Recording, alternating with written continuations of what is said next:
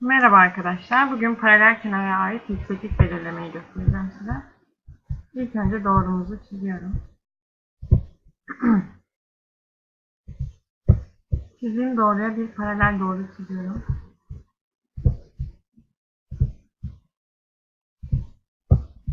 Doğruyla çizdiğim.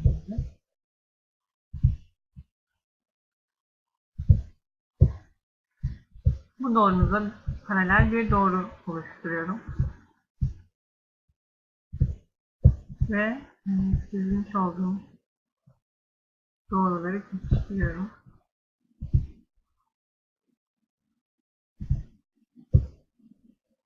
Daha sonra bunları doğru parçasıyla belirginleştiriyorum.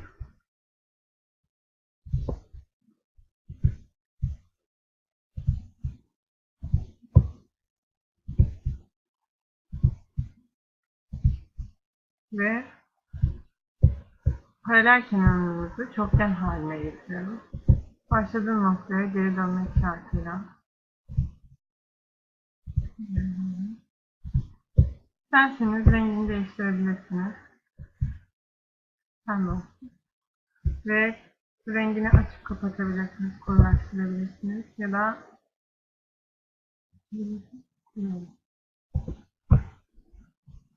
çizmiş olduğum paralel kenara dik doğru oluşturmak istiyorum. AB kenarına ait bir dik doğru çiziyorum. Ve BB kenarına ait bir dik doğru çiziyorum. Çizmiş olduğum dik doğruları doğrularla kesiştiriyorum.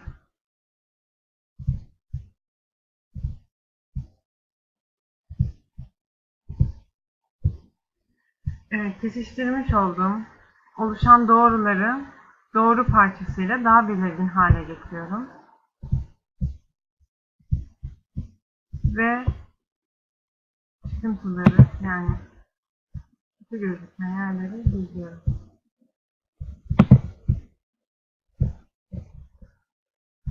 Dik doğrularımızın 90 derece olup olmadığını kontrol ediyoruz.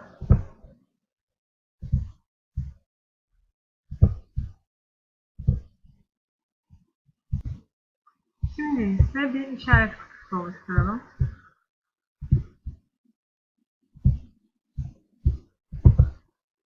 AB kenarına ait yükseklik diyelim. Ait yükseklik göster. Açıyı alıyorum. Noktayı alıyorum. Doğrumu alıyorum. Açıyı alıyorum.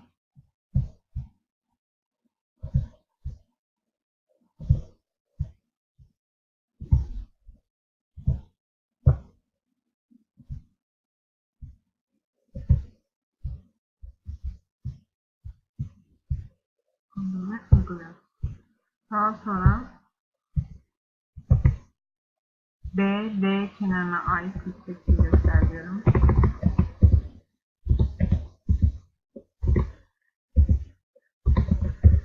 BD kenarına ait yükseklik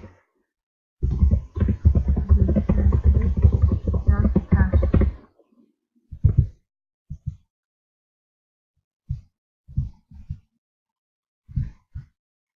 B, B noktalarını alıyorum. Doğrumu alıyorum. B noktası.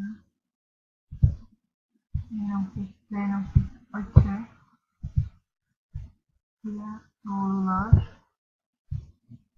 Aldık mı? Tamam. Uygula. Şimdi bir yere yerleştirdik. Şimdi bakalım.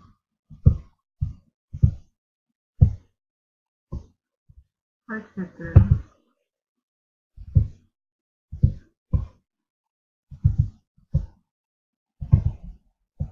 Hareketini bir noktadan alıyoruz. Noktadan tutmadığımız için hareket ediyoruz.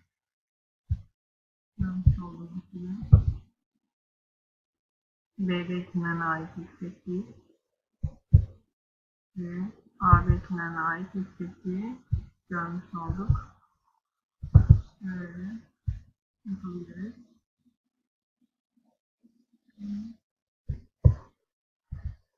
Şimdi görmek istiyorum. Yeni seçeneği. Görmek istiyorum. Efendim.